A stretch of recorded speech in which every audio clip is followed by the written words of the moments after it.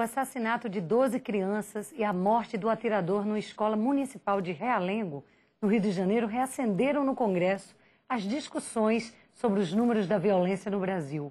Comércio clandestino de armas, a tragédia do crack, a situação dos presídios, a falta de estrutura para tratamento de doenças mentais e até uma nova proposta de plebiscito sobre comércio de armas estão entre os principais temas discutidos. Para falar sobre o assunto, o Palavra Aberta recebe hoje o deputado Ronaldo Benedetti, do PMDB de Santa Catarina.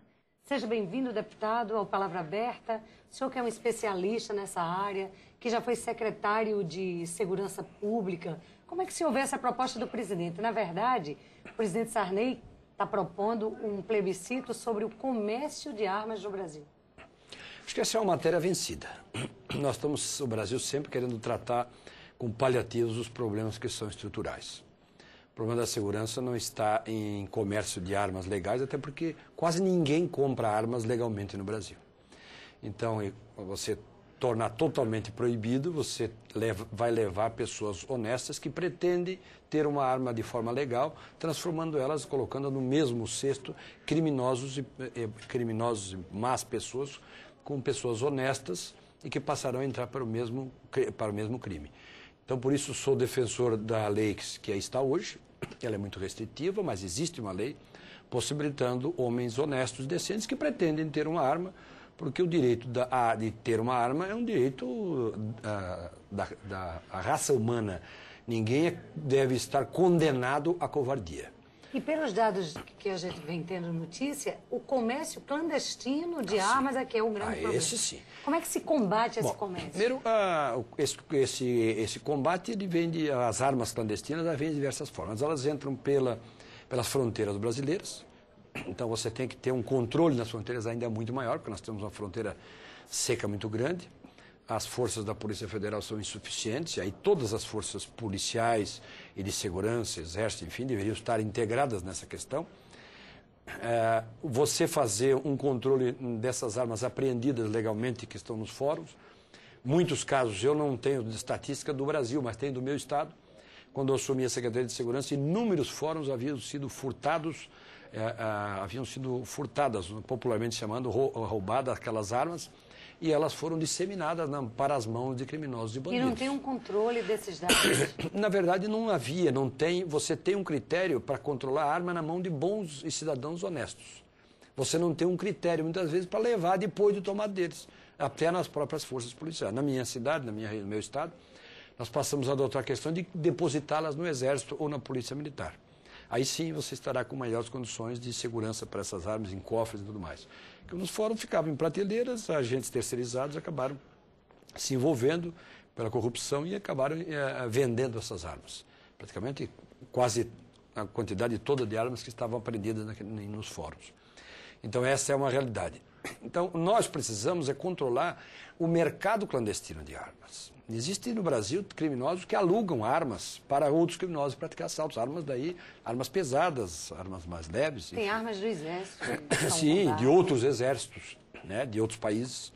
Às vezes armas argentinas, né, armas de calibre perigosas que praticam assaltos a banco, por exemplo.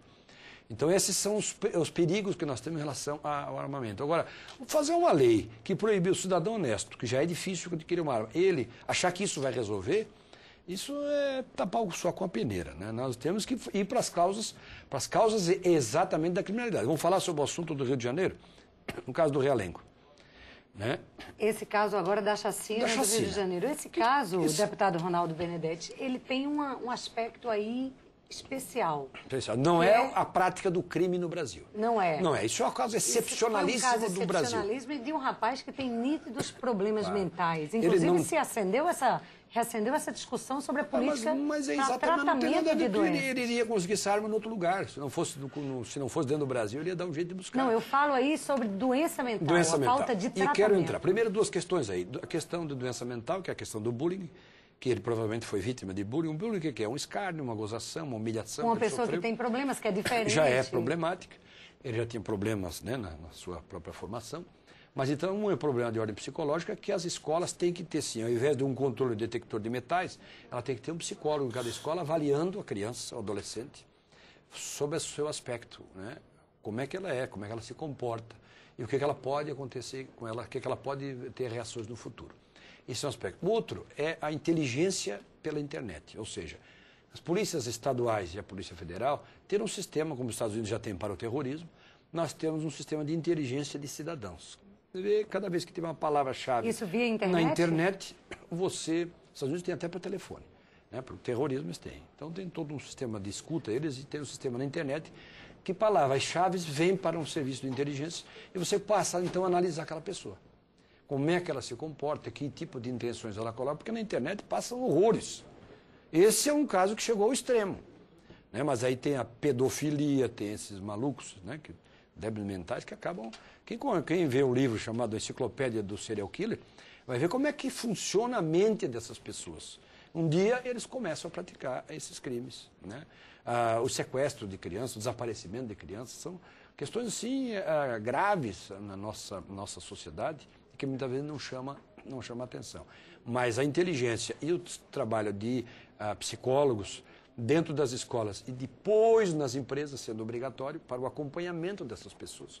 Como é que elas se comportam? Elas têm a mente, desde a primeira infância, elas têm a mente criminosa ou não? Se você observar a nossa lei de desarmamento, e para conceder o registro e o porte de uma arma, tem um teste psicotécnico que consegue identificar o perfil se ele tem tendência criminosa, ou suicida ou homicida.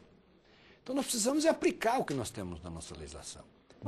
E não dizer que é fácil, dizer, vão acabar com a venda de armas, condenando o cidadão honesto à covardia e o criminoso, que já é covarde, a se aproveitar, né, ser um prevalecido sobre o bom cidadão. Se naquela... Eu defendo uma coisa que é para a gente discutir num outro momento, chamada polícia voluntária. Se naquela escola tivéssemos um professor que quisesse, ninguém é obrigado, né, porque está na Constituição, está no Código de Processo Penal, que todo policial é obrigado a prender um criminoso em ação criminosa, na prática de um crime. E qualquer cidadão do povo pode prender um criminoso numa ação criminosa. Esse é o cidadão que poderia se apresentar como voluntário. Na Inglaterra tem o policial voluntário. Nós temos em Santa Catarina o bombeiro voluntário, bombeiro comunitário, que é um voluntário que se apresenta. Ele quer. Então, prestar esse serviço. Ele poderia ser um professor daqueles, gosta, ele se interessar, é valente. Nós tínhamos antigamente o inspetor de quarteirão, o cidadão mais valente. Nos Estados Unidos começou o xerife assim, que é o cidadão eleito pelo povo, escolhido. E o governo credencia aquele cidadão honesto, não credenciar bandido, honesto, de bom currículo, que tem uma folha corrida positiva, de ações boas na comunidade, nunca teve um deslize com o crime. Esse cidadão poder ter o direito, o Estado lhe dá o direito de ter uma arma para defender a comunidade, porque ele é um cidadão valente. Deputado Nem todos Ronaldo Benedetti, como o nosso tempo é curto, a gente só tem mais um minutinho aí, o senhor foi eleito agora para coordenar uma comissão muito importante aqui, que é a comissão especial, que vai tratar de todos os projetos que estão tramitando na Câmara sobre segurança pública.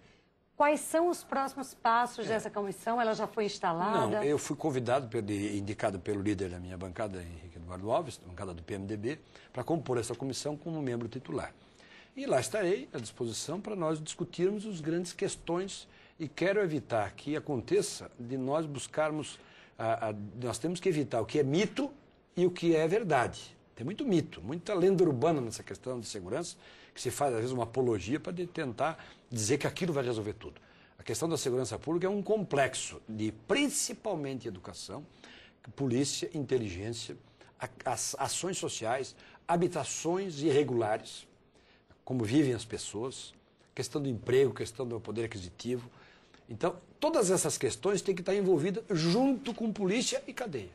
Se nós pensarmos que vamos resolver a nossa situação nova, de uma forma diferente, nova de crime, que é um crime social brasileiro, de uma forma velha, que é apenas polícia e cadeia, nós não vamos encontrar a solução e vai continuar aumentando muito a criminalidade no nosso país. Obrigada por sua presença, deputado. Volte outras vezes no Palavra Aberta e sucesso junto a essa comissão que vai tratar desse tema tão importante que é a segurança pública no país. E você que nos assiste, muito obrigada e até a próxima edição do Palavra Aberta.